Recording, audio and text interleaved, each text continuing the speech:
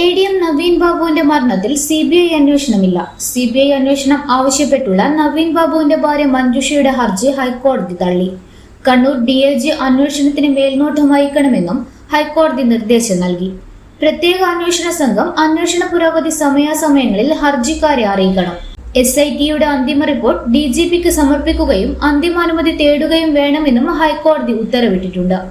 Justice കൗസർ എടപ്പകത്താണ് ഹർജിയിൽ വിധി പറഞ്ഞത്. വിധിയിൽ തൃപ്തിയില്ലെന്നും അപ്പീലുമായി മുന്നോട്ടു പോകുമെന്നും നവീൻ ബാബുവിന്റെ ഭാര്യ മഞ്ജുഷ വ്യക്തമാക്കി.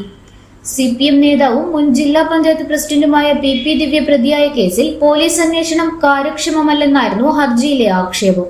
നവീൻ ബാബുവിനെ കൊന്നു കെട്ടിത്തൂക്കിയതാണോ എന്ന സംശയമുണ്ടെന്നും കുടുംബം നിലപാടെടുത്തിരുന്നു. എന്നാൽ അന്വേഷണം നേരായ വഴിക്കാണെന്നും ആത്മഹത്യയെന്നാണ് പോസ്റ്റ്മോർട്ടം റിപ്പോർട്ടെന്നും സർക്കാർ വിശദീകരിച്ചിരുന്നു. കോടതി നിർദ്ദേശിച്ചാൽ അന്വേഷണം ഏറ്റെടുക്കാമെന്നായിരുന്നു CBI നിലപാട്. നറിയ ന്യൂസ് കേരള, കണ്ണൂർ.